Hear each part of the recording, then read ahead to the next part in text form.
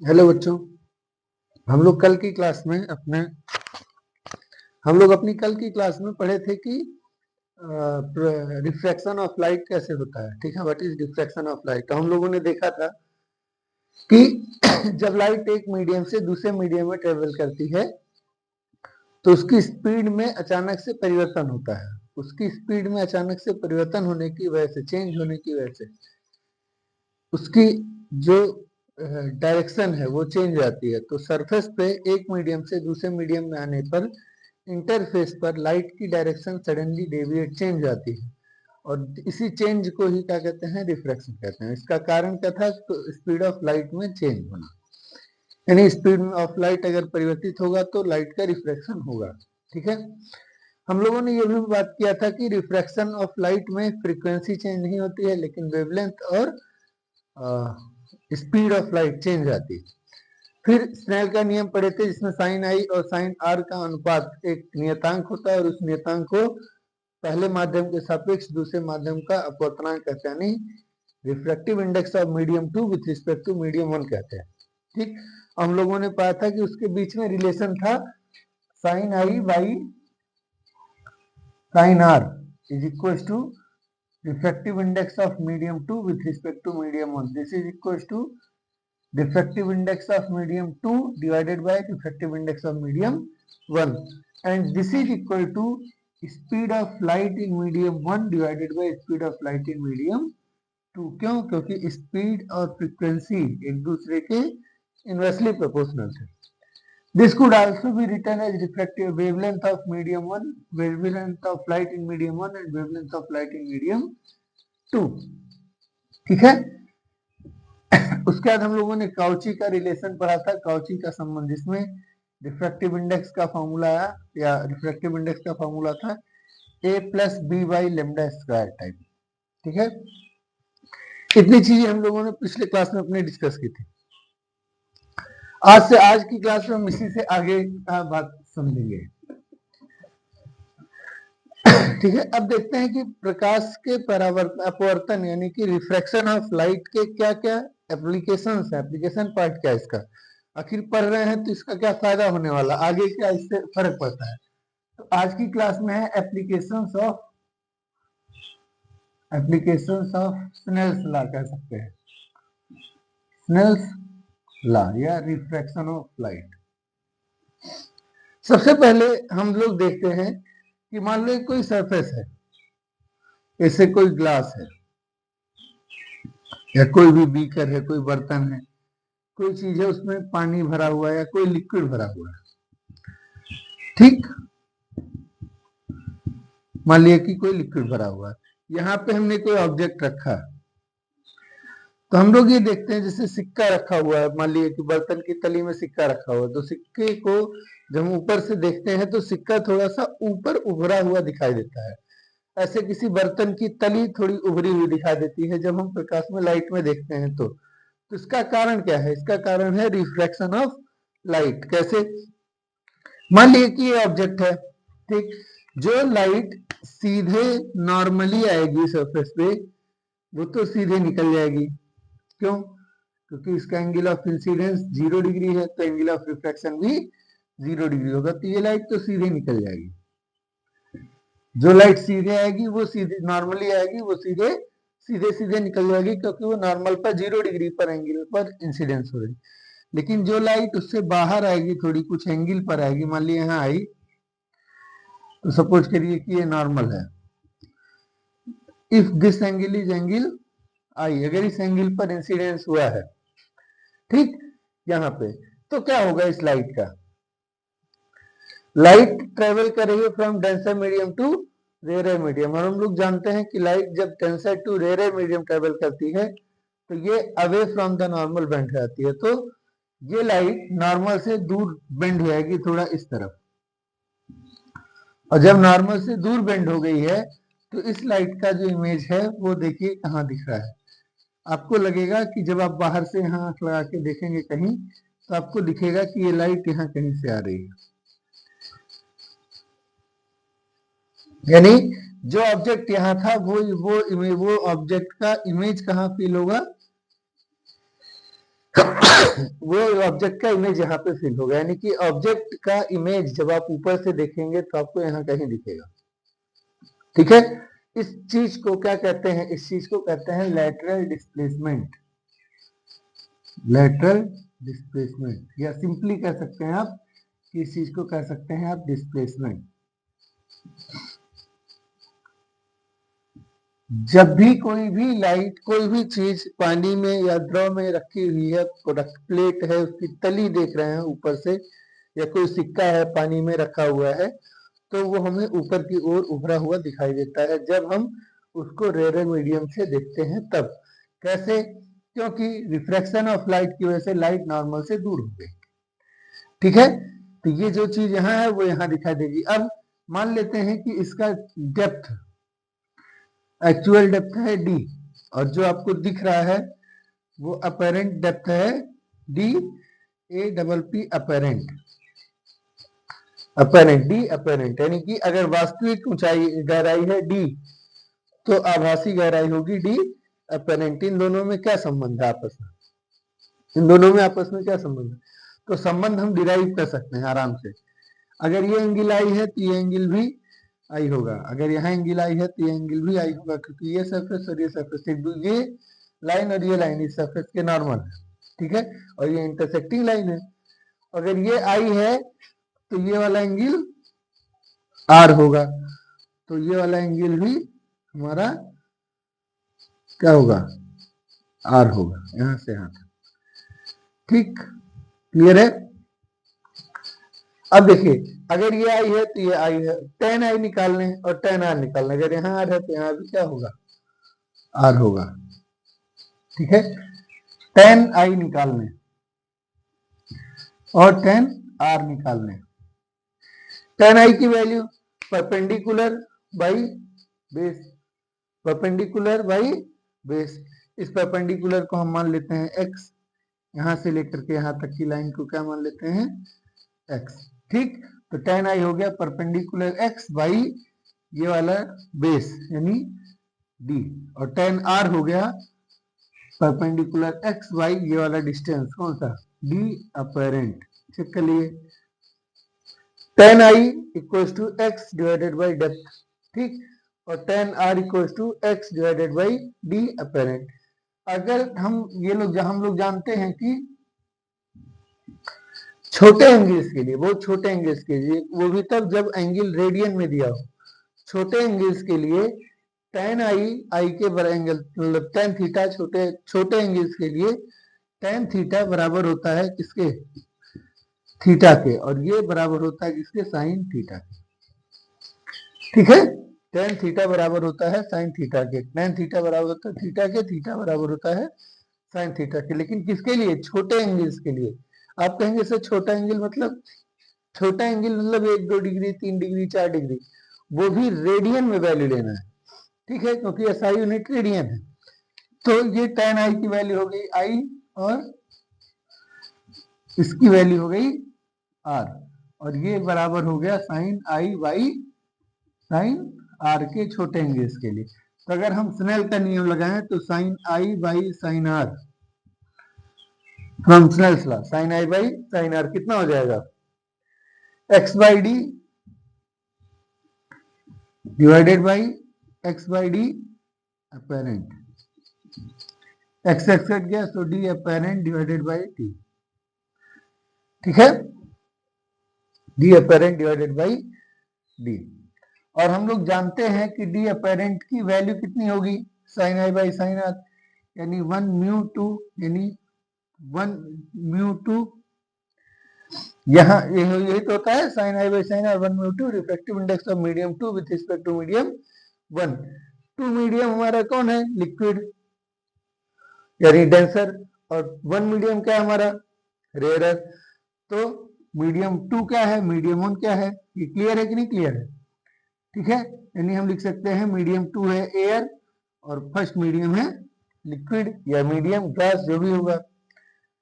ठीक, तो इसको और आसान लिखें तो लिख सकते हैं refractive index of rare medium with respect to denser medium. Language ऐसे यूज होना चाहिए जो आपके समझ में आए। the refractive index of rarer medium with respect to denser medium is equals to d apparent divided by d। अगर हम रेयर मीडियम से देख रहे हैं तो ये फॉर्मूला हो गया, ठीक है। उल्टा कर सकते हैं इसको हम, कैसे? Refractive index of denser medium with respect to rare medium is equal to D by d apparent. क्यों? क्योंकि refract 1 mu 2 is equal to होता है 1 बाई 2 म्यू 1 म्यू 2 इक्वल टू होता है 2 म्यू 1, 1 बाई 2 म्यू 1, यानी refractive index of medium 2 divided by refractive index of medium 1 is equals to reciprocal of refractive index of medium 1 divided by refractive index of medium 1 with respect to medium 2। तो यहां से ये आ गया। अगर हमको D apparent की value चाहिए तो डी अपेरेंट इधर ट्रांसफर करेंगे, म्यू आर इधर ट्रांसफर करेंगे, तो हमारे पास फॉर्मूला आ गया किस चीज का? डी अपेरेंट का। D apparent equals to D by mu D R, मतलब refractive index of denser medium with respect to rare medium. इसका मतलब है अगर हम रेयर मीडियम से डेंसर मीडियम में किसी ऑब्जेक्ट को देख रहे हैं तो वो हमको किधर दिखाई देगा? नजदीक दिखाई देगा। और अगर उल्टा चले, यानी अगर हम डेंसर मीडियम में खड़े होके किसी रेयर मीडियम में कोई ऑब्जेक्ट देख रहे हैं, जैसे मछली जल में रह के बाहर की कोई चीज देख रही हो, या हम पानी के अंदर डूबकर बाहर की कोई चीज देख रहे हो, तो वो हमको कैसे दिखाई देगी? वो हमको पीछे दिखाई देगी। यानी वायु में रह के कोई चीज हम नीचे जब पानी में देखेंगे तो वो हमको आगे हमारी तरफ नजदीक दिखाई देगी, और अगर कोई चीज हम पानी में रह के बाहर वायु में देखेंगे तो हमको पीछे दिखाई देगी, दूर दिखाई देगी। ठीक है, देख लेते हैं एक बार उसका भी रे डायग्राम बना के। इसका आपको लेना है तो स्क्रीनशॉट ले सकते हैं। ये फॉर्मूला हो गया हमारा में D apparent equals to D by mu R 1 R mu D, यानी refractive index of denser medium divided by refractive index of rare medium. Generally rare medium air ही होता है, इसलिए कोई दिक्कत नहीं होती। आप इसका स्क्रीनशॉट ले सकते हैं।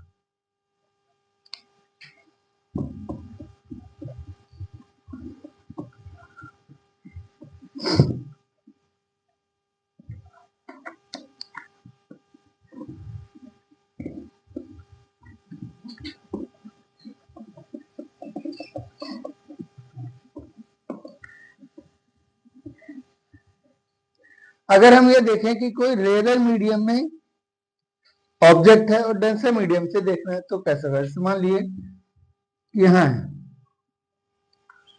मान लिए कि कोई ऑब्जेक्ट है तो जो रेयर मीडियम है, ये रेयर मीडियम हो गया और ये हो गया डेंसर मीडियम, यानी हिंदी में कहते हैं सघन, और इसको कहेंगे विरल।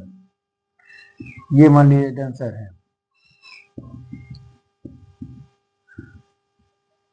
कुछ भी हो सकता है, पानी जरूरी थोड़ी है, ग्लास हो सकता है, कोई और चीज हो सकती है, डायमंड हो सकता है, कुछ भी हो सकता है। अब मान लीजिए कि यहाँ कोई ऑब्जेक्ट रखा हुआ है ओ,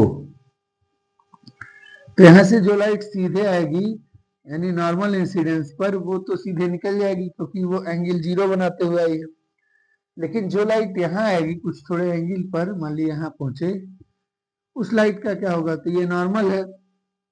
light is travelling from rare medium to denser medium, यानी विरल से सघन जा रही है लाइट, तो टुवर्ड्स द नॉर्मल बेंड हो जाएगी, यानी जाना चाहिए उसको ऐसे सीधे, तो थोड़ा सा बेंड हो जाएगी इस तरफ। तो इसका जो पीछे लाइन ड्रा करेंगे वो कुछ इस तरीके से आपको दिखाई देगा, यहां दिखाई देगा।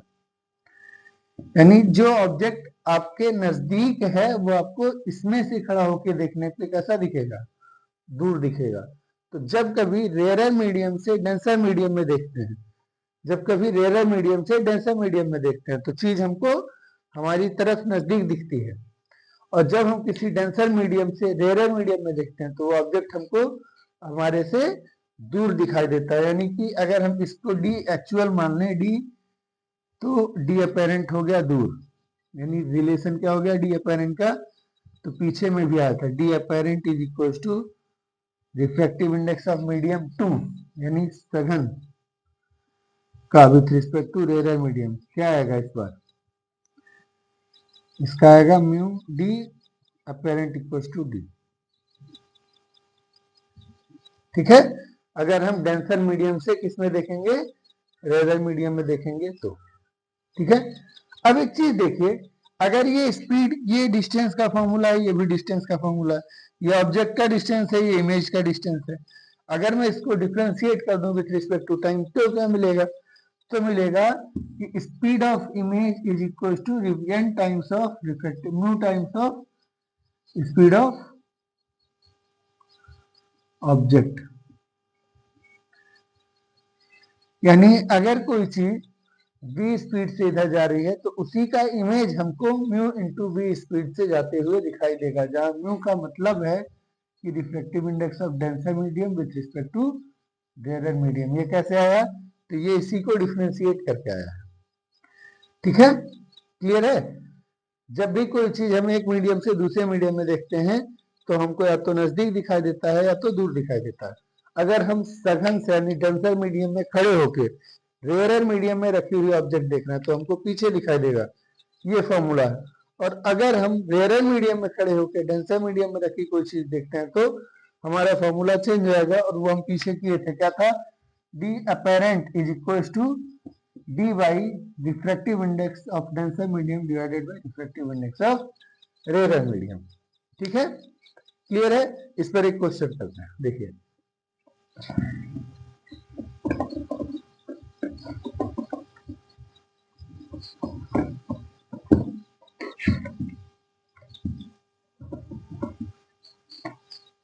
एकदम नॉर्मल क्वेश्चन करते हैं, वो छोटा सा, जैसे मान लीजिए क्या है, depth of A pond is 12 centimeter and diffractive index of water in it is say 4/3. Find the apparent depth of pond. Find the apparent depth of pond. ठीक, तो जैसे मान लीजिए पॉन्ड है, तालाब है,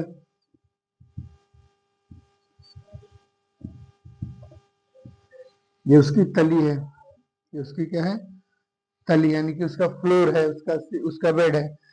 अब यहाँ पे कोई पॉइंट रखा हुआ है, मतलब तली में कोई पॉइंट है, तो आप ऑब्जेक्ट को जब नॉर्मल इंसिडेंस से देखेंगे तो आपको सीधा दिखाई देगा। ठीक, मतलब वो जो लाइट सीधे आई है वो सीधे दिखाई देगी। इमेज बनाने के लिए मिनिमम 2 लाइट चाहिए, तो एक मिल गया।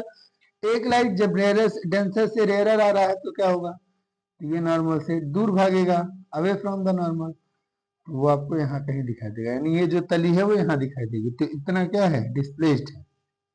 ठीक, तो अगर हमसे पूछे अपेरेंट डेप्थ, तो d apparent is equal to हो गया डी बाई, किससे देख रहे हैं, रेयरर से डेंसर में, रेयरर में खड़े होके कहाँ से देख रहे हैं, रेयरर में खड़े होके डेंसर मीडियम में देख रहे हैं, तो d apparent equal to D by reflective index of denser medium divided by reflective index of rare medium, यानी आर म्यू डी।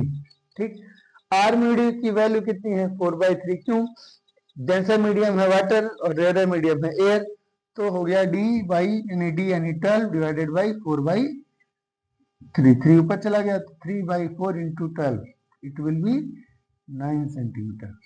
कभी कभी पूछेगा डिस्प्लेसमेंट कितना डिस्प्लेस्ड हुआ, तो एक्चुअली कितना था, 12 में से 3 चला गया तो 3 सेंटीमीटर। कितना डिस्प्लेस्ड हुआ, 3 सेंटीमीटर। तो अगर डिस्प्लेसमेंट का फॉर्मूला से चेक करें तो डी माइनस डी अपेरेंट, तो डी बाई 1 माइनस 1/9,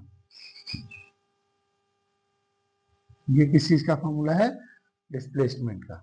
ठीक है, क्लियर, इज दैट क्लियर। ठीक,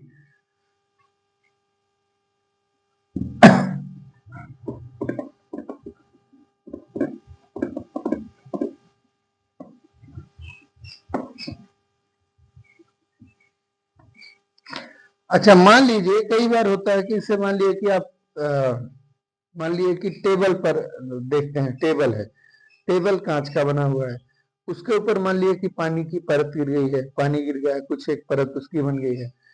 टेबल के नीचे वाले हिस्से, जैसे ये टेबल है, इसके नीचे वाले हिस्से में कोई दाग है, धब्बा है, ठीक, ऊपर टेबल है, उसके ऊपर पानी है, आप ऊपर से देख रहे हैं, तो वो धब्बे की लोकेशन आपके लिए क्या होगी? जैसे मान लीजिए कि कोई ये बर्तन है, उस बर्तन की ये तली है, तली में कोई धब्बा है, यानी ऑब्जेक्ट है। उस बर्तन में दो तीन तरह की लिक्विड रखी हुई है। एक लिक्विड ये रखा हुआ है, मान लो कि पानी है, जल है, ठीक, उसका ऊंचाई मान लेते हैं D1 तक। उसके बाद फिर एक मीडियम और है, ठीक, एक मीडियम और है, मान लीजिए कोई भी, जैसे तेल है,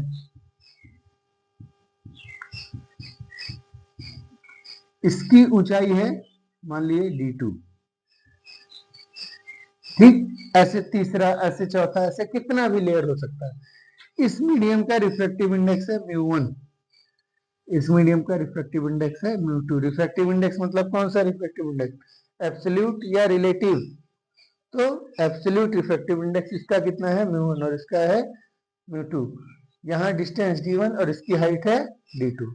अब हम अगर ऊपर से देखें तो हमको क्या दिखेगा, एक बार लाइट यहाँ आएगी, फिर रिफ्लेक्ट होगी, फिर ऊपर जाएगी। तो रिफ्रैक्टिव इंडेक्स के बाद जब मल्टीपल रिफ्रैक्शन हुआ तो हमारा डी अपेरेंट ऊपर से कितना दिखेगा, D apparent is equal to D1 by N μ1, D1 by μ1 plus D2 by μ2। हमारा एक्चुअल डी अपेरेंट कितना होगा, यानी आभासी गहराई कितनी दिखेगी, D1 by μ1 plus D2 by μ2। अगर 3 हो तो D3 बाई μ3, 4 हो तो D4 प्लस D4 बाई μ4। इस तरीके से लगातार सीरीज में चलता रहेगा, ठीक है, क्लियर है? इसको ध्यान रखिएगा, इस पे सवाल आ सकते हैं पेपर में। अब आते हैं कि मान लीजिए कि कोई ट्रांसपेरेंट ग्लास है, कोई ट्रांसपेरेंट चीज है, उसको हमने पानी में रखा, लिक्विड में रखा, और दोनों का रिफ्रैक्टिव इंडेक्स सेम हो गया, यानी कि 1 का और 2 का रिफ्रैक्टिव इंडेक्स सेम हो गया। मतलब ग्लास का कोई टुकड़ा है, ठीक, और उसको पानी में ही रख दें, तो वन मीडियम भी ग्लास, दूसरा वन मीडियम ग्लास, दूसरा मीडियम हो गया वाटर, दोनों का रिफ्रैक्टिव इंडेक्स सेम है। Sine I by sine r equal to होता है μ1 μ2। तो मान लीजिए ये ग्लास है, इससे लाइट इंटर की और उसके बाद निकलेगी जल में, तो क्या होगा उस केस में, क्या होगा, जब μ1 और μ2 बराबर है तो μ2 बाई μ1 की वैल्यू आएगी 1, यानी साइन आई इक्वल आया किसके, साइन आर के। इसका मतलब एंगल आई और एंगल आर क्या हो गया, इक्वल। तो लाइट जिस स्पीड से आई है, जिस डायरेक्शन में आई है, उसी स्पीड से उसी डायरेक्शन में चलती चली जाएगी। यानी जब कांच से पानी में जाएगी तो लाइट के अंदर कोई भी टाइप का रिफ्रैक्शन की सेंस नहीं होगा, ठीक है, क्यों, क्योंकि जितने एंगल पर आएगी उतने ही एंगल पे सीधे निकल जाएगा। तो अगर रिफ्रैक्टिव इंडेक्स दो मीडियम का सेम है तो एक मीडियम से दूसरे मीडियम में जाते समय लाइट के किरणों में कोई भी डेविएशन नहीं होगा, यानी एंगल आई और एंगल आर दोनों की वैल्यू सेम होगी। इसीलिए कोई ट्रांसपेरेंट चीज अगर उसका रिफ्रैक्टिव इंडेक्स सेम होता है तो हमको लिक्विड में दिखाई नहीं देती, इनविजिबल होती है, यानी अदृश्य हो जाती है।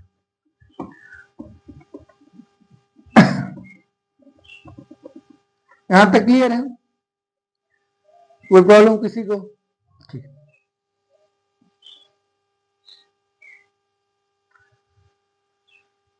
अब एक चीज देखते हैं कि एक ऑप्टिकल होता है, एक ऑब्जेक्ट होता है हमारे पास जिसको हम कहते हैं ग्लास स्लैब। तो ग्लास स्लैब क्या है और ग्लास स्लैब से क्या रिफ्रैक्शन होगा, यानी refraction by glass slab, refraction by glass slab. Slab को टुकड़ा या गुटका कह सकते हैं, गुटका, गुटखा नहीं, गुटका, गुटका, स्लैब माने गुटका, जैसे छत की स्लैब होती है ना, उस तरीके। स्लैब का बेसिक मतलब है कि एक ऐसा चीज जिसके दोनों सरफेस यानी कि अपोजिट सरफेस आपस में पैरेलल है, ये हो गया ग्लास स्लैब। मान लीजिए ग्लास स्लैब है, ऐसा है रखा हुआ, कोई लाइट, रे ऑफ लाइट आई, ठीक, तो ये हो गया उसका angle of incidence. Light rare medium से डेंसर मीडियम में ट्रेवल कर रही है तो बेंड हो जाएगी थोड़ी सी। ये लाइट का एक्चुअल पाथ है, ठीक। ये हो गया हमारा आर, यानी R1 फर्स्ट सरफेस का, ठीक है।